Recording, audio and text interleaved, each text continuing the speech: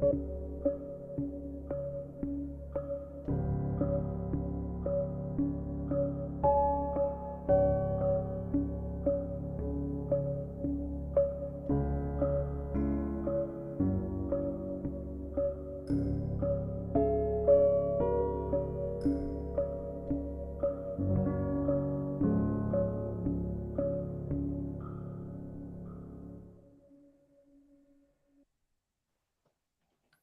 everyone, what's going on? Welcome to the September 2022 edition of the Fuse Community Call. We hope you're all doing well out there. It's really cool to see so many people engaged with the future of Fuse Network. So today you're here with myself, Ian Kane, and some key members of the Fuse team. And we're here to tell the community about what we've been up to over the last couple of months and how it's going and what's coming soon. So guys, how are you doing today? Rob, how are you doing? Doing fantastic, thanks Ian. Nice. Carl? Yeah, wonderful. Looking forward to it. Nice. The guys are in good spirits. That's always a good start. All right. So what are these calls all about, guys? So community calls are kind of standard in the crypto industry, but that doesn't mean that we're just going through the motions here. We have a real thirst for transparency, and we want to hear our community feedback. After all, we can do so many things, but if you guys don't like it, then, what's the point? So we've been heads down for quite some time, and it's that time of the month when we raise our heads out of the sand for a moment to tell you what's going on at Fuse. And it also offers people an opportunity to ask questions. So if anybody out there is watching, you've got a question, fire it into the chat. We'll do our best to answer the questions. Please remember we can't answer all of them, and also listen up. We may cover the answer in our chat at the beginning. So before we kind of jump into our updates for Fuse, I know that Rob's got some thoughts he wants to share, and that we also echo here at Fuse. And we've seen a lot of changes over the last kind of decade, Rob, I would say. Tell us how you see the landscape as it stands today. I think we're in a really interesting place. Like you say, it's been 10 years now, 2008. So since Bitcoin was initially created, it's been 14 years technically, but 10 years that we've really started seeing this technology, take off and become more prominent. Bitcoin proved essentially that it was possible to create a decentralized financial system, right? The sort of proof of concept that it was possible to create something that allowed us to take, finance out of the hands of centralized entities in a sense. So we saw the first big cycle, right, in 2013. 2017, we saw the Ethereum cycle, programmable money, VC disruption, essentially. We saw bankers falling out of their chairs in 2017 when the ICO craze took off. And the global market cap of crypto reached almost $1 trillion. And then, of course, more recently in 2020, the DeFi boom, which has been huge. 2021, the NFT boom. The thing that excites me right now, especially where the economy is and the sort of the global sort of macro situation, I really strongly believe that mainstream adoption is right around the corner, early majority adoption. And I believe that payments is the thing that's going to drive that. There's been some really interesting reports come out recently. Payments.com in particular did surveys with around 3,000 merchants and businesses. Over 85% of companies with more than $1 billion in annual sales are saying they're innovating with cryptocurrency. And we're also just generally seeing a lot of adoption of crypto amongst retail. Depending on the figures you're looking at and the type of adoption you're seeing, at the high end, around 200 million people globally. These are people that are sort of dipping their toes, if you like. And then if you're looking at the more experienced users, people who are using DeFi and using less of the Binances and the Coinbases, etc. of the world, around 30 million people. That can grow very quickly, right? We could very quickly be around 1 billion people globally. And that is mainstream adoption.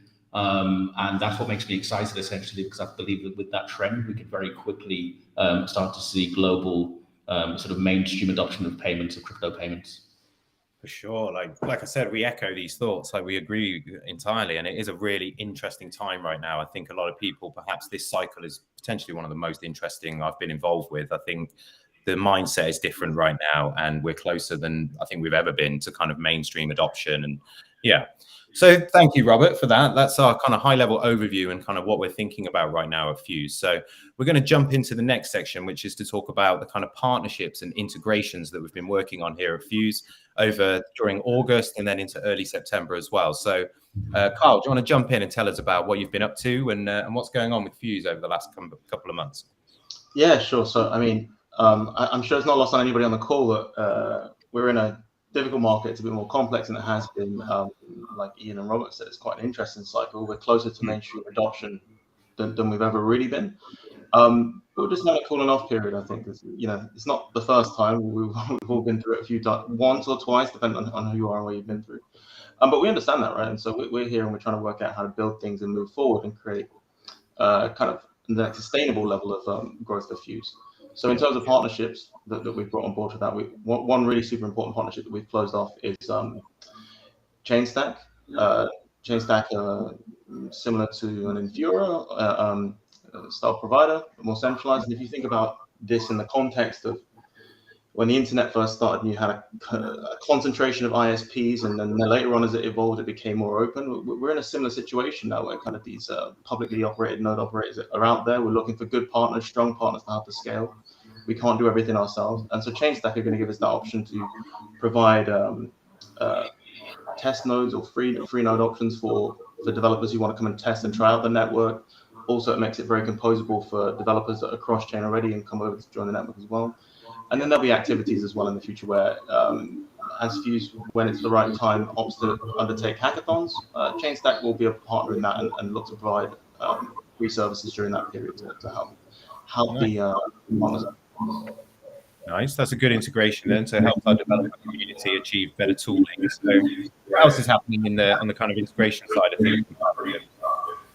Yeah, so I mean, I can talk about the ones that we do officially, but I think there's also super interesting things that happen on the network, without direct interference from the Fuse team, as it were. Right? We have projects like Flux Swap or Fuse Spaces or something else that would allow. Flux Swap would allow limit orders, for instance. It's not the first time we're getting limit orders. We have Open Leverage coming this month, I believe. Open Leverage will come this month, and they will be launching. Just 1 second. I don't have any background noise. I don't know if one of you have got some echo. Might have a bit of a background. Yeah, a little bit of a background noise there. No worries. We'll carry on. Better? That's much better. Yeah, excellent. Sorry about that. Could just hear myself back. I was losing my trail of thought. Yeah, so I was saying, we have Flux Swap. They've just put limit orders live on the Fuse network, so that's the first of the Fuse network. And then we've got Open Leverage coming to the Fuse network soon. Open Leverage are going to be providing. They actually did an AMA with Ian as well, right? So that they're going to be providing leverage swaps. So they'll leverage voltage and give you the ability to do margin trading on DEXs, which is quite powerful. I guess we had a small setback with lending at the moment, but we're working on lending partners to come back on board as well. Yeah. And then this is purely from the DeFi side, and then just to kind of go back to core team and understand where we're at. We had the Fuse Charge launch, and Fuse Charge is predominantly around developer tools, right? It's there's that famous thing that the CEO from Twilio said when they were trying to work out how to market their product, and they say, "Oh, ask your developer," right? And I think that with Charge, when people are trying to explain it or understand it, I think the best way to understand it is to ask your developer, as it were, right? So they're going to provide those services, those level of microservices that will help people build better on the blockchain. So Web 2 services, or existing Web 3 services, removing a lot of the complexity to do more interesting things around ramping, off-ramping that will come through. And that's where it kind of, to go back to my original point around sustainable growth and building, and to Robert's point about the next wave, we really want to begin to drive towards real world usage and sustainability transaction across the blockchain. That's where we see. If you think about just a general, like an SMB, for instance, and their retail transaction base is you're talking in the hundreds of thousands per week across all of their different businesses. Beginning to leverage those, beginning to get a few of those key partners as we go through will really take us to a place. So we're working on partnerships at the moment with T1 technology providers, looking for hardware integrations. Yeah, just trying to advance it in this way, looking for real world opportunities that we can bring onto the blockchain and go there. Nice. All right, thank you, Carl. Nice one for that. So that's our kind of partnerships and integrations update and what we've been working on over the last month. So what we're going to jump into now is the marketing and communication side of things. So partnerships and integrations are absolutely important. And then now we're talking about what we're doing out there to communicate with the wider world and how we're getting our message out. So I'm going to join in with this one too. But Rob, kick off with some going on with events. I know you're at some events. What's happening? Yeah, we've been doing lots of events recently. The big one that's happening next is the event of the year, in a sense, for us is Singapore. So Token 2049, a big event, big, the biggest, blockchain crypto event in Asia. A lot of institutional interest at that kind of event. I have been before personally back in 2019. And then we also attend, I mean, the team is out there a lot. I'll also be in Vietnam next week. There is the Bwiddle Asia event taking place around the 23rd of September. I'll be there with a couple of Fuse colleagues as well. And then, I mean, generally we've been out there in general, right? We were in Texas in June for Consensus. We were in Miami back in May for Permissionless, the Blockworks organized conference. The development team, our tech team will be in Berlin next week for there's an important Berlin crypto conference. I can't remember the name of it, but it's a very important developer conference in Berlin. So typically we can be at up to two, 3 conferences a month, in terms of the team members. We're generally quite out there. There's also a lot of conferences, of course, with our headquarters being in Tel Aviv. We do sort of 3-4 events there per year. So yeah, a lot of events. These are great opportunities to be speaking with, blue chip technology partners, on the sort of more high end sort of type partnerships you might do. So sort of blue chip technology partners, speaking to the likes of, the Googles, the Amazons, the SAPs, the Samsungs of the world, and seeing what kind of design partnerships we can come up with there. And then, of course, speaking to the enormous amount of integrators that we can be bringing onto the network. Speaking, of course, to institutional investors, etc. So it's great to be out there at these events and networking and making connections. Yeah, definitely. It's an important part of the job, right? Get out there, be seen, make connections, shake hands, and be visible as well. I think it's very important. So if anybody watching is going to be at any of those events that Robert mentioned, then feel free to book a slot with him or reach out. We'd be more than happy to have a conversation.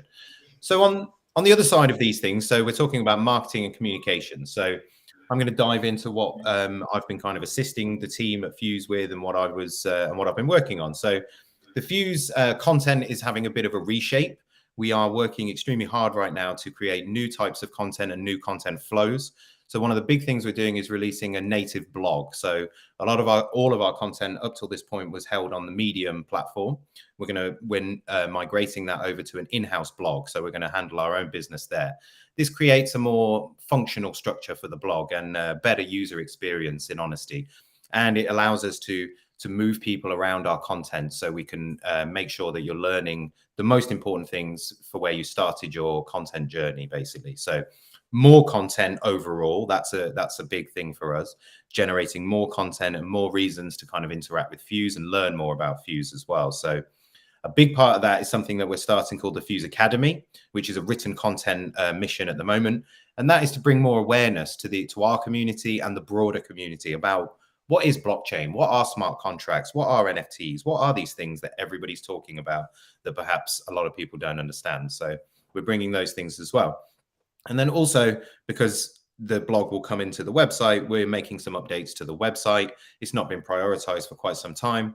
And we're going to put a big focus on creating sort of user experiences on the website. So you imagine that the website kind of divides our audience into who are you? Are you a crypto enthusiast? Are you a business trying to build a Web3 app? Or you're a partner? So yeah, we're doing quite a lot of work there on our content side. please do go check it out on YouTube and other places. We're working really hard there. So yeah, that's the kind of content stream. And now just to touch on the token, the Fuse Network token, Rob, give us a bit of an update here on exchanges and other things that people want to know about. On the token side of things, just another point on the website there. I mean, this is one of the biggest challenges, right? With when you're building an ecosystem, a blockchain ecosystem. If you're an e-commerce provider, you're selling shoes online, women's shoes, you've got one audience, which is women buying shoes, right? The website for a project like Fuse, especially a sort of wide-ranging project which has an entire ecosystem. On there, the personas can be your everyday token enthusiast. It can be an institutional investor. It can be a tech integrator. It can be a blue chip technology firm. It can be a small merchant looking to build it, to integrate a payment system. So there's the big challenge, and this is something we really want to double down on now, going into the next into the next year essentially, to really double down and improve that experience and really work on that experience for all of those different personas, prioritizing certain ones, of course, on the website. When it comes to, I know that we get lots of questions and maybe they'll come again at the end. When it comes to exchange listings, we don't, there's very little that we can communicate about it. To give you more insight though, generally into how it works in the industry, it's important to understand there are many exchanges that have listed Fuse without our prior knowledge, right? They've just gone ahead and listed the token. And then they'll of course get in contact afterwards and say, hey, we've listed the token, you can share it, maybe be aware, maybe invite people to buy and sell there, etc. This can happen with large and small exchanges.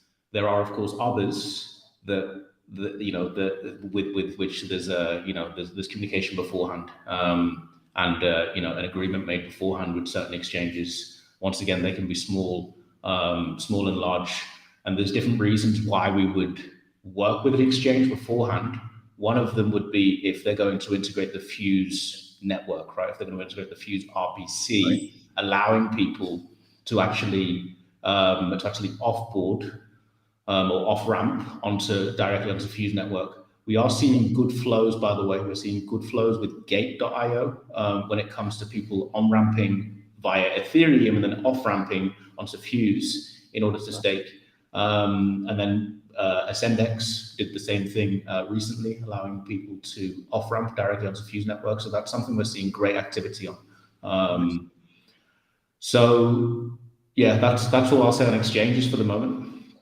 Yeah, it's fine. Like that's obviously it's a question we get a lot of. People are interested as investors in the token and things like that. But ultimately, it's also about all the updates we're giving. They all feed into the token viability, don't they? That's what we're here. That's what we're trying to do. We're building a company, right? It's not just about the native token as well. So the token is everything in the ecosystem. It's the thing that underlies the economy essentially on Fuse.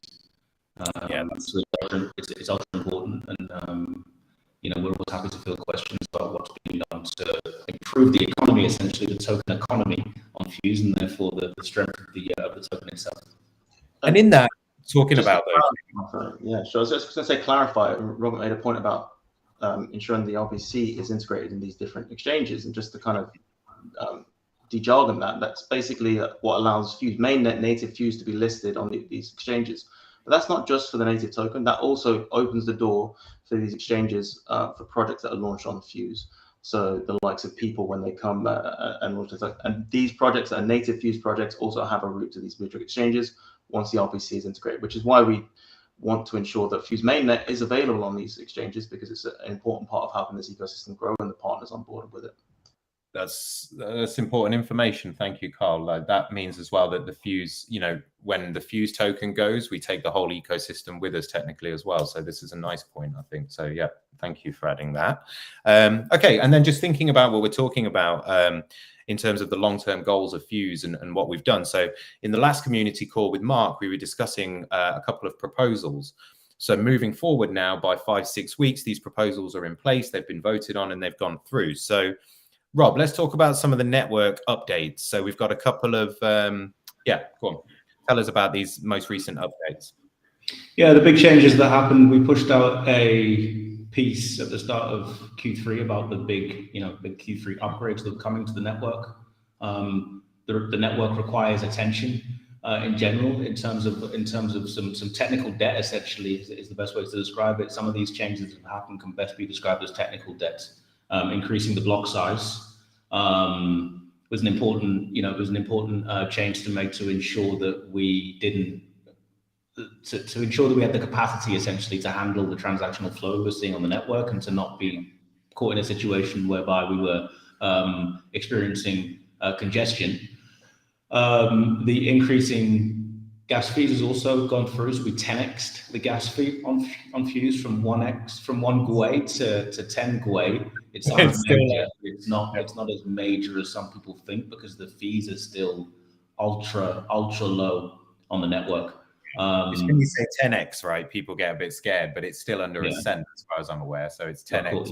It's way under a cent. And obviously, as we grow and as the network grows, how do we continue to ensure that we keep those fees low? Well, we look at scaling solutions, and scaling solutions essentially allow us to bundle transactions and bundle them into one transaction, into one smart contract transaction, in order to ensure that we can continue to scale. And I would say that is the number one priority. When you look at the different, when you're building a network like Fuse, you're building a blockchain like Fuse, you need to start off by saying, not what do we want to do, how do we want to build the network and develop the network moving forward, but what are the business goals? Yeah. And then you start to prioritize them. So one business goal for us, of course, is to replace Visa. And we're talking, in a 15, 20 year timeline. Right, it's to really compete on a global scale and have a platform that allows us to process, to handle millions of merchants worldwide. So over the next sort of 10, 15 years or so, I'd say our number one priority is going to be scalability. It's going to be the ability to handle that transactional flow. But then you look at other things. You look at things like privacy. You look at things like decentralization and governance. And ensuring that the network is governed in a way that is sustainable long term. You look at various different sort of features on the network that make it easy for developers to build on the network. But I'd say the number one thing that we focus on, the number one sort of priority for us, is scalability, and that's the thing that we're focusing on in particular for the research that's being done right now. We'll be looking to publish a paper. I can't say exactly when that's going to come, but it will be relatively soon, hopefully in sometime in Q4, on Fuse 2.0. So the next epoch, basically the next the future of Fuse network. In terms of the upgrades that are happening in Q3, so that FIP 12 and 13 have gone through. So the gas fee increase, the block size increase has gone through. Nethermind is underway. I'd say the other thing for people to get excited about is the unbounding period for staking. This is very important for people to understand, that we are integrating the change will make it so that currently, if you're staking Fuse, you can stake and unstake as many times as you want without any sort of waiting times. After this change is made, you'll have to wait 2 days, so 48 hours, in order to be able to unstake your Fuse. What that does is bring more economic stability to the network. It favors people who have a longer term view, it ensures a situation whereby you commit to the network by staking for at least 48 hours. Got it. So it's future proofing. I mean, those two improvement proposals were basically to do with the future proofing of Fuse network, right, and getting us ready for what we expect to come soon. So I kind of think, in a nutshell, that's those. And you mentioned Nethermind there as well. Carl, do you want to jump into? There's a few more things we've got that's happening there. We spoke about the chain stack node infrastructure support. I think there's also something happening with the Fuse Chain Explorer, right? Yeah, sure. So we just launched a bounty. So and shout out to all the developers out there. There's a bounty open for the Fuse Chain Explorer to be upgraded. We're looking to add more features to that, right? So CSV download support, so for tax filings, real-time transaction tracking, probably increase like mempool archiving as well. Looking for those, and additional 720 and 721 token support. So that's going to happen. Just kind of hark back around FIP 12 and FIP 13. It's kind of interesting because FIP 12 is increasing the block size, right? So that should make the transactions faster and also a little bit cheaper. But FIP 13 comes in as well, and then we raised the gas price in accordance with that, still allowing a super cheap and fast network, but also reducing our vulnerability to kind of spam and attack, because when you 10x it becomes a significantly more cost inhibitive activity to undertake. So it wasn't something that we were publicly discussing at the time, but it's something that we were aware of, and it's something that we wanted to take action against. And the team have got that through, and it's great to have that there. But you can see as well, there's the balance of you want to make the chain faster, but you want to also make it cheaper, but you also want to make sure that your chain's secure and protected. So that also drifts into going to Nethermine. So we're doing a Nethermine client upgrade for the nodes. And the reason behind that is that, we actually were exploring moving on to Nethermind anyway. We felt like it was a more stable client for us. But actually, as we were partway through that, Open Ethereum actually was deprecated, right? So there was no active Open Ethereum usage. So this allows us to work with a partner who's around for the long haul, who'll be there, and actually who we can develop. And we are trying to work on ways to develop a longer, more term kind of give and takes relationship with Nethermind with regards to that. So working urgently on that as well. That's good. The other one that's kind of exciting at the moment as well is very early stage, but the Odin integration, Odin.ai. Just tell us a little bit about that, Carl, because I've done an AMA with them, but it's not out there yet. So what's Odin all about, and how does it help, basically? Yeah, sure. I mean, I think we don't really ever want to get into a situation like we had with Ola before, and with the issues that we had around that. So Odin is an early stage startup that's going to be able to provide both insurance as it comes through, but also on-chain security. So they're going to be able to detect bad actors or malicious actors as they would go through, and be able to undertake the appropriate behavior. It's a tricky one, right? Because we obviously don't want to be too we don't want to have too much say about how things operate on the chain, as it were. But working with partners that feel as if that these are the right steps. It's in the open source nature, right? And we are an open source. We are an open source network for all intents and purposes. So Odin brought their own particular twist to this, and I think it's super interesting. And it's something that's needed, right? It's something that's needed on the chain. I think so. Yeah, definitely. All right, cool. So thank you very much, Carl, for that. So that's the kind of what we're doing on the tech side of things, how we change our network. And I just wanted to go back. Actually, I just wanted to go back to partnerships as well a second, because I mentioned a few there and talked about real world and just generally in terms of how we provide real world solutions.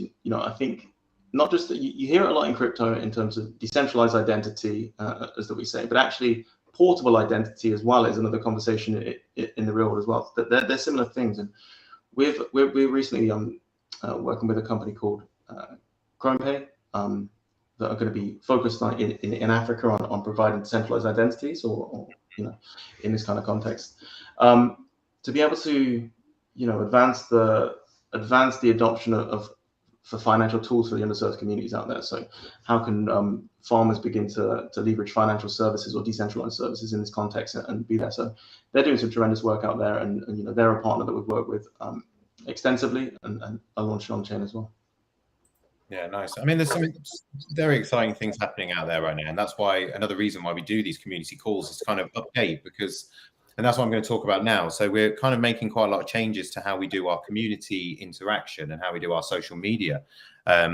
We find that there's so much information that we need to put out there. It can be quite confusing for people, to catch everything that we're doing. In 1 month, we might do 20 integrations and so on and so on. So we've been doing a lot of work, not us three, actually. There's another chap that we have worked with us called Misha. He's been working extremely hard on our social side of things. So I'm just going to update you on some of the things that have been happening there. So improvements on community feedback channels. I mean, this is what this is. A community call is a feedback channel. And as I said at the beginning, you've got the opportunity to ask questions, and we are going to answer a bunch of those questions at the end. So little things like this that give people the opportunity to reach out to us, to have a conversation. We are humans. We are here to talk to you. So yeah. Forum updates as well. The Fuse forum, which is forum.fuse.io, is getting a bit of a revamp. It's got new sections, categories, structure, and new rules as well that give it a bit of a new feel and allow for more easy navigation, to be honest. So that's coming in mid-September. And then we've kind of been categorizing news posts on our announcement channels to make it easier for people to see. So what I was saying was we have a lot of content. We're trying to create identity so that you see something and you think, right, that's an AMA, that's a piece of integration news, and so on. So we're still working on these things as we go along. And we also started using a lot more visual content and threads. So we understand that nobody really likes to read big, long articles. So we've been doing a lot more video content, and we've been doing a lot more Twitter threads so you guys can just digest the information right there on Twitter. And more data-driven posts as well. One thing we have stepped our game up in is the data provision around Fuse Network and the dApps that operate there. So we'll be pushing out more information for the Fuse Network community to see how we're doing from a data perspective. And also just some little things that we're working on. Popes, we're going to be working on those for online events, AMAs and community calls. They'll be coming really soon, which means basically you can take digital memorabilia away from events like this. And as I mentioned earlier, education and the academy is coming soon. So yeah, a lot of exciting stuff coming and a lot more information and sort of communication between us and our community. All right, so that's our kind of social media updates. So guys, thank you so much. We've been through the kind of our updates, what we wanted to talk about and what we wanted to inform people about. So now we've been collecting a bunch of questions in advance from members of our community on Telegram. So I'm going to go through a few of these. We have answered some of these already, so I'm going to skip past the ones that talk about token and things like that because we've spoken about that. So the first question, and this comes from a guy called Pablo, and Robert, I'm going to point this one at you. So he's saying, first, I want to know, he said, firstly, I absolutely support massive adoption of DeFi. That's a good start. So first, I want to know if you have already decided to reduce the inflation of Fuse, progressively decreasing its emission, as has been proposed before since a while ago. Rob. You're on mute, Rob. There's a long forum thread on this, and it's a conversation that's been happening in the community for over a year. Yeah. Here's my opinion and the opinion of others within the foundation, because it's important to understand that this isn't a decision, right? It's not, hey, you decide. Yeah. It's a democratic process. Our opinion is that we should be targeting a 1% inflation rate long term. Currently, we're at 5%. There are things to consider here, right? You need to consider the competition. So right now, Fuse is very attractive. It's very it's very competitive in terms of the rate that you're getting, in terms of the APR that you're getting. So currently around 15%. Look at other networks. Well-known networks, you can look at things like, if you go to stakingrewards.com, then it might help you understand. Go to stakingrewards.com and check out the APRs that you can get with various different blockchain protocols. Polkadot, for example, is still around 15%. So it's good for us to remain competitive in the short term. But of course, we need to consider the benefits, essentially the economic benefits of reducing the inflation, therefore reducing the selling pressure, and the positive impact that can have. So it is our intention. I think it's the intention of most people within the community to reduce inflation over time. Our vision would be a 1% inflation rate. The question is when, essentially. The question is, when does that happen? We'll be coming back to this subject. We're keen to speak to sort of key stakeholders within the community and look at when we can start to look at the first moves, right? When we go to 4%, for example, when we go to 3%, or whether we outline the entire sort of roadmap of what the reduction in inflation looks like over a period of, let's say, 5 to 10 years. But yeah, it's not just us that makes the decision. It's the entire community. It's token holders. Yeah, it's not so simplistic, is it? Yeah. Yeah, just to add to that, but just to kind of frame the kind of stage of where this industry is as a whole, right? We're all still very early in this industry, right? We talk about mainstream adoption, but we're all still very early in this context. And the balance in reducing inflation is ensuring that we still have an attractive incentivization model for validators to secure the network and for delegators also to join that. If you look at the likes of Ethereum at the moment through their block rewards, for instance, the fees part of that, the fees for securing that network currently sit about 3.4% of that reward for miners actually within the Ethereum ecosystem. And so if that's sitting at 3.4%, it's a balance that we want to get to, right? We want to be attractive and incentive so people spin up infrastructure and support the network as they go through. But as it goes, inflation is it's one of those tricky things. It's actually very useful in attracting more people to the network, ensuring that more people can get involved and more people can have a piece of the network. But it also incentivizes people to help secure the network. And like Robert said, it's not just our decision. It's an open source network that's open to the community. So it's getting that balance right. But just to show you, like I say, for comparison, Ethereum obviously would probably like the fees to be more of the incentivization model for their for their stakeholders, but they're still only at 3.4%, and they're still growing as well. So that will come down as well. So everybody within this space is still, and Robert mentioned Polkadot as well. So everybody within this space is still trying to find ways to fund and fuel this kind of rapid growth and innovation, this hyper growth space, while also looking after those that come in at the same time. All right, cool. Thank you, guys. Okay, so we've got a question about, and this is from somebody called iDiddy, and it is a question about the go-to-market strategy for Fuse Cash and Fuse Charge. So two separate things here. Robert, do you want to take that?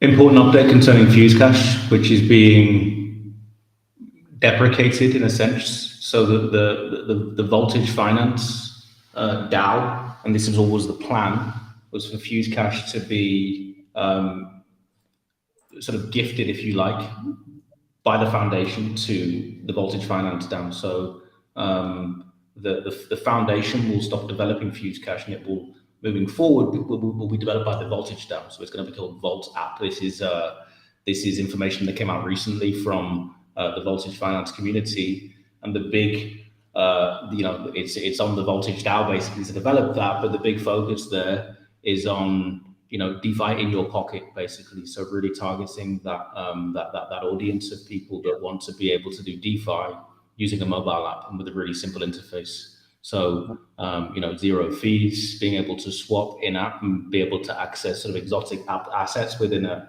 mobile app, being able to on-ramp very easily. So that's it's something that we'll develop moving forward within the Voltage Finance community. Concerning Fuse Charge, we are a very product. The culture of Fuse is very product. So whilst we like to come up with business decks and whatnot to decide what the future of Fuse Charge looks like, ultimately it's about constantly looking for product market fit and where the best what the ideal audience for that is. Ultimately it's it's a platform. The key metric we'll be looking at is the number of API calls, right? The number of merchants that are using it and the number of transactions that they're doing. Essentially, there can be different types of transactions. But a key focus for us is small businesses. Basically, you target two audiences. You target everyday developers that can play around with Fuse Charge and try and do stuff. They can integrate a client into a wallet, or they can integrate a widget into an e-commerce website, and they can play around with the technology and constantly be in contact with our development team to ask for features and APIs, etc. And then you look at merchants and how they can be leveraging for Fuse Charge. But ultimately, it comes down to continuing to look for product market fit. This is still relatively new. So the go-to-market is very strong communication between the team that's building that and the people that want to use it, and constantly looking for ways to serve their needs, basically. Yeah. And in a nutshell, we're still figuring out the go-to-market strategy because we're still placing the product within the market, right? So that question is a little bit premature, actually, and perhaps in another couple of months' time, if you ask that question. I would encourage anybody that's interested to go to chargeweb3.com and to check out the documentation, because the documentation is the product essentially. Because this is how these products develop. It's about that's the means of communication between the team that's building it and trying to serve the needs of merchants and developers, and obviously the businesses themselves. So check out that documentation, and please reach out if you've got questions. And we're keen to understand what people want, what kind of APIs people want, etc. Okay, cool. So moving on. A quick question about. Sorry, can I just add to kind of charge as a whole as well, and in terms of what the network is doing in order to support that as we go through. So just to give some hard numbers, right? That there's a report, I think it's by one of the big four, McKinsey or Bain or someone like that, where they've looked at the kind of payments opportunity amongst small medium businesses, so businesses kind of taking over 100K revenue over the next 5 years, and there's a $100 billion opportunity in there, right? And I think that often, as we've gone before, we always look at this as how do we solve the payments problem? We always think about payments as fees, charges, and things that come around that. If you're looking at the addressable wallets of those businesses, and especially with the kind of tooling that we're putting on board, that's only around 4% of their addressable wallet spend, and there's like a bigger chunk of that, I think up to 24-28%, around invoicing services, for instance, or software and value-added services, treasury services, issuing services, these kind of things that are also attachable. And the network that we're building at the moment in terms of that open source infrastructure supports projects like Request Network for your invoicing over crypto in a more, and for payroll as well. But also we have Bula Network that also help out with payments. We're looking to add more e-commerce payments providers as we go through. Indexing services like on Marshall will go live soon, where they can begin to make those SLAs that are required for the kind of tier one e-commerce payments that we go through. And where charge plays into that, I use the example, and I'll caveat that example, but I use the example of Linux. And if you think about Ubuntu as that open source part of Linux, and actually Red Hat as a service that's been delivered on top of it. Granted, Red Hat is more of a support services kind of business, whereas actually if you look at Charge is going to look to help those businesses kind of grow and make it easier for them to take away some of that complexity, help them bootstrap the blockchain a bit, but still derive all that lightness and all that benefit of being able to use a blockchain to kind of execute those payments and offer other strategies. So Charge, they have a number of different use cases ranging from the B2C to the B2B businesses. But the network itself also plays into that part to kind of make those two synergistic things grow together. No, it makes a lot of sense. And that's also to hark back as well about the open source nature of the network. That's not to say that anybody can launch their own product that delivers similar services on their chain. This is the beauty of it as well. Yeah. Okay. So moving forward, we've got a bunch of questions actually that came from our DAO leader. And these are important questions. So I want to dive into each one of these as we go through. They're quite, we've got quite a few here. Okay. So we've already covered the team's long-term tokenomics view for Fuse. So we'll leave that one alone. Any staking target? So are there any target staking APYs the team would like to meet? I think we've covered that. We've discussed it. Low inflation rate. We've covered that too. Does increasing the base gas cost, sorry guys, does increasing the base gas cost influence the required network inflation rate with validators earning more fees from transactions? I think actually to just touch upon that, we just discussed around the Ethereum example of me 3.4% of total fees, and this will go through. Yes, so it definitely is a case where it will influence how we make those decisions and ensure that people are requisitely incentivized to utilize Fuse network. Here's how it works. Validators and anyone who's helping secure the network, they get paid by two ways. One is rewards. The second one is fees. Right now, on most blockchains, including Bitcoin and Ethereum, it's mostly rewards. Over time, you want the ratio to come down. So currently the ratio on Ethereum, and it depends where the market is, but right now, I haven't looked today, but currently the ratio is around 3%. So it's 97% rewards, therefore inflation, and 3% fees. What you want to see is that graph going up. You want to see the fees playing a much larger part. And of course, that is an important thing on Fuse. We're looking to get the, we should publish the data on that. at some point soon, so we've got clear data on how that's working for Fuse network. But of course, yeah, over time, if a network isn't increasing the ratio fees over rewards, then it's not doing its job properly. So that is very much our objective. It's a very clear metric and goal for us to increase the ratio of fees over rewards. All right, cool. And a lot of those questions, again, were to do with how have we improved our tech. We've covered all of those things, Rob. So, sorry, Rob from the DAO. So thank you for your questions. They are really much appreciated. And I think we've covered all of those in our chat as well. Okay, so we've got another couple of questions that have come through from a guy called Supportive Pingu, which I quite like his name. Big question. So listen up, guys. We're going to dive into this one first, okay? So an area I find lacking in DeFi is on and off ramping of fiat. Financially, it is more feasible for me to go through a centralized exchange to onboard fiat than it is to go through the Fuse Cash app, with the cost difference being around 50%. Does Fuse Network have any plans trying to tackle this issue, not just providing on-off ramping for the network users, but the crypto world in general? This is quite a big question. This is like, are you planning to tackle adoption from that perspective as a whole, or are you planning to tackle it through Fuse specific ideas? And he's saying, in my opinion, if Fuse was the network everyone thought of first for fiat transactions, volume and usage, the network would skyrocket. So what do you guys think about this? So it's fiat onboarding and tackling the bigger issue. Yeah, I don't disagree with him in this context. And actually, look, it is something that we've been doing quite. So, we have a number of different partners that work through there. So we have Ramp, we have Transact, we have Xample that exist.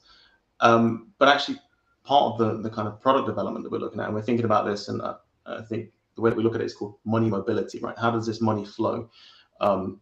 We talked about e-commerce and we talked about different opportunities. We've spoken to projects, for instance, that want to. I refer to real world projects that want to be in a situation where they can create tokens for their business. Think like a bowling alley where you buy the tickets and this kind of thing, right? There's definitely a desire out there for those kind of things, and I think that the default at the moment is, if you look at like kind of centralized gaming or however you want to put it, they use things like PlayFab to just kind of give these throwaway bucks, right? And these things. But there's a desire from these businesses to give a little bit more to their customers to bring those things through and say, okay, can we have a floating value currency within our business that people could utilize and use for different things like F&B or these kind of things. That, of course, it comes with its own problems, right? Because not everybody that turns up to your business and walks in is going to have a Fuse wallet waiting ready to kind of make these payments. Yeah. So mapping out exactly the kind of touch points that we have from a fiat on and off ramping perspective, making sure that we have the right touch points there, but then also making that intuitive. So, for instance, to have interaction points where people can use their card. Let's say they just come in and they use their card on a machine, and actually they get the tokens that are required to operate this thing, but they're none the wiser. It operates like a normal world real thing. It's definitely something that we're trying to get done, and I agree it's very expensive still to. And this is why I wanted to extrapolate as well. Expand upon the idea of payments as a whole. The cost of payments, the charge of payments, being a very small part of that business, because Pengu's right, that cost it doesn't make sense. But there's a whole value-added services, and then as that becomes more ubiquitous and the barriers come down, then we'll really see the benefit of those lower payments as well, lower charge payments. No, it makes a lot of sense. I think it's a good question as well. And it's something that everybody's trying to tackle, but you're right. And I agree also that it would be, I'm waiting for the time where I can walk into a place and use a card to use my stable coins, for example, and I don't have to think about it. And I think that's where we're trying to get to, isn't it? Right. So another question from the same person. So one of the main goals of Fuse Network, as they understand it, is to give communities the ability to create their own financial system. So Pengu, you've understood perfectly. That's exactly what we're trying to do. And you've put this into practice, guys, in the past in a festival over in, I think it was in Thailand, right? You had a festival and they were using POS devices and they were transacting. And I think they did $1 million in total across the time of the festival. So this person is asking, why are you not doing more? How come we're not trying to roll this technology out into the Olympics, into the football, into different scale, and to scale up on this idea of which we had a good one at the beginning. So yeah, I don't know who wants to field this one. Rob, maybe you. It's it's the ongoing challenge of bringing about real world adoption. So important thing to understand with the Mystic Valley Festival, that was implemented by one of our key partners, Bitaza, down in Bangkok, down in Thailand. There's a lot happening there that you don't necessarily see. So the latest sort of development with Bitaza is the creation of what's called the Freedom Wallet, which interestingly, their vision sort of sits in with the early vision of Fuse, which is that you have one wallet and you're able to create different communities, essentially. Different businesses can use the same wallet. They can all download the same wallet from the App Store. They can go in, they can customize it. So whether you're a festival or you are a ferry service, this is an example of one of the things that Bitaza are doing, is a ferry service down in Thailand that takes people back and forth from a certain island, and there's rewards and loyalty points they're able to get access to. Whether you're doing an event, you might be doing a 3,000 person pool party or something. Yeah.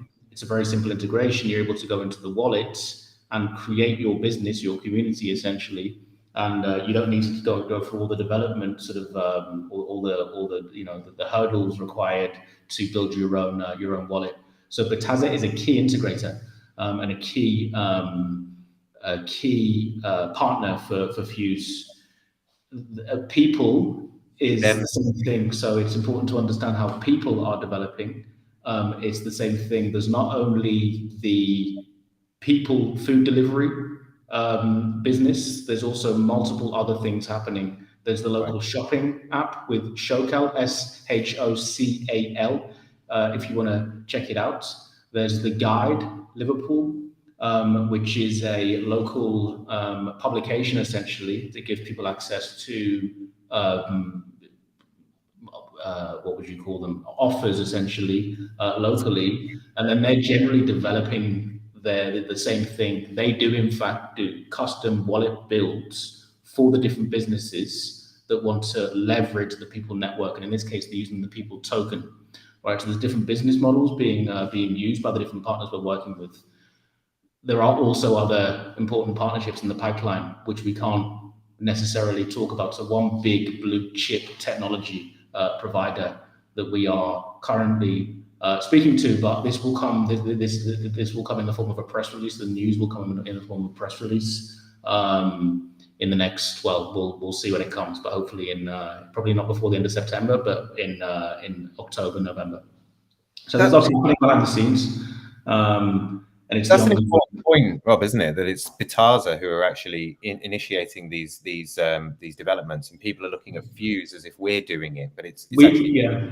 So it's finding the balance, right? If a I'll give another example. If a beach club in Ibiza that has that's doing tens of millions of dollars in revenue come to Fuse and say, hey, can you build us a payments and reward system? And we don't immediately have an integrator for them, then do we say, well, this is a great use case for Fuse, and therefore let's go ahead and do it ourselves, or do we pass on the opportunity? The chances are, in that case, we're probably going to deploy resources and take the opportunity, but we really need to look at how we can do this in a way that's sustainable. Early on with Fuse, anything that came along, anyone that wanted to build something, we'd throw our developers at them, and we'd start building a wallet. And now, as the business grows, and as we become more sort of KPI and metric driven, and we need to focus more on how we're deploying resources, we operate a little bit differently. But the integrators play a very important part for us. These businesses that are building these business models play a very important part for Fuse and for the Charge platform. Yeah, it's a very important nuance there, I think, of that information as well, that it's about Bitaza and Fuse and how those relationships come together. And again, it's why we're doing calls like this, is so that people can better understand those relationships, because it's not easy, you have to read between the lines, right? So, okay, so we got another couple of questions. This guy was dedicated. I'm going to give him big props for his questions. There's many questions here. So, developments on Fuse seem to be happening at an incredible rate. That's nice. He always starts with a positive. He's clever, this guy. Sometimes it seems hard to keep up. After one of the network announcements recently, it is clear that Fuse will be building and preparing for the B2B market. At what point will Fuse start going after some of that market? Building infrastructure is important, but that does not onboard companies that are unfamiliar with blockchain technology. How can you onboard companies unfamiliar with blockchain technology? We've touched on this. We're talking about charge. We're talking about other things. But guys, maybe one of you wants to give a direct answer to that. Yeah, I mean, we can just further speak about what Robert had said before, right? So think about, let's use the example of the Olympics. Did we not mention that we did the Olympics in France? Obviously we didn't, but let's think about the Olympics in France as an example. The Olympics body themselves will have a number of different partners that they operate with, partners that are verified on their procurement books and everything else. They'll go through that. So that there's already this active bunch of networks that are going to be there, not networks, sorry, but integrators, resellers, partners. It's not so easy to just become the new provider, right? It's not that simple. And that's fine, and that makes sense. And from an expansion perspective, if you think, like Robert said before, we throw resources at it, and that's not incredibly sustainable in order to do so, because you can't do that. So I actually come from a channel management background, right, and kind of looking at these kind of things. So if you think about in this instance, if you think about Fuse as Apple. Let's think of it as an Apple. We don't manufacture the same thing. Well, getting there, but we don't manufacture the same things. But Apple are the manufacturer / OEM of these things, and Apple have multiple routes to the end user, the end client, as they go through. So they can buy it directly off the Apple website. You can buy it through there. They can buy it through John Lewis or MediaMarkt or whoever it is that resells it in there. But they also can buy those products from distributors as well that sit in between those things. And then there are business to business services where you have certified reseller solutions, certified resellers of those solutions, and these kind of things. So it's quite complex in the way that these things go to market.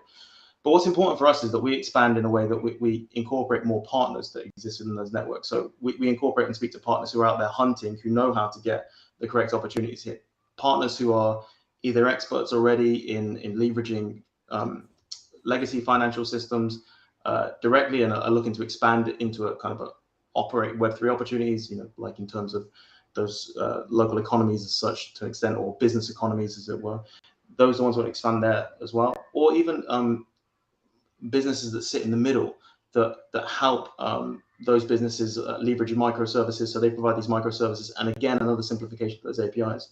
So you can almost imagine, to an extent, you'll have the network that exists and charges building another product, and then they integrate with another specialist in a different area that's a business to business, and that specialist helps all of these different integrators integrate across all these different B2B services. So we're trying to build that out right now, right? We're trying to make sure, and charge is a big part of that, making sure that we have that simplicity of tools. I mean, I'd mentioned it before to you guys in private, but that Jeff from Twilio, he always, when they were trying to come up with their slogan, they were trying to explain, how do you explain Twilio on a billboard, right? They're sitting there for hours trying to work out and spending a stupid amount of money on the advertisement as well. And in the end, it just came down to that point where it's ask a developer, right? Twilio and ask a developer. And it's a very similar context in terms of that's the community we want to get to. We want to make developers' lives easier, and we want to give them options to be more flexible and provide better services as they go through. That's it, right? And it's an interesting example you gave there about Apple as a company. I think it's an interesting case where you think, for me, the way I think is that a blockchain can be as successful as the applications that run atop it. That's kind of how I feel about things. And personally, I don't think the Apple iPhone was the big invention, and Angry Birds was the reason the Apple iPhone became so big. Without the apps on those devices, they are useless devices. Let's be real, right? And a blockchain is fairly irrelevant without any dApps. So building out the infrastructure to allow the development of real-world projects is exactly what we're here trying to do. On other networks, you see this rush towards any dApp, anything, any old thing can launch here, but this is short-term gain, and that's not really. We're not here for a short time. We're here for a long time, and to succeed. So it's different objectives that we have, and I do state it quite often that Fuse is a unique network in that sense. Shouldn't think we have a laser focus, whereas other networks tend not to so much. It's a different proposition. So thank you very much, gentlemen. You've done an amazing job. It's not easy to sit here with me and answer all these questions. So thank you so much, guys. That was it from our community call, guys. So thank you so much for joining in.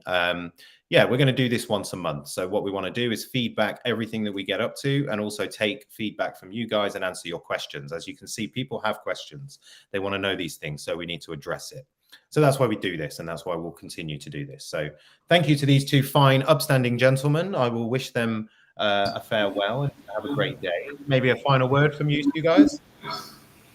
Thank you, Ian. My pleasure. Absolutely. Thank you, guys. And thank you for joining us here today. Yeah, if you have any other questions, we have the Telegram chat set up. Fire them in on the next community call. We'll take care of all the questions there. All right. So have a great rest of your day, everyone. Take care. See you all soon. Thank you very much. Thank you. Thank you very much.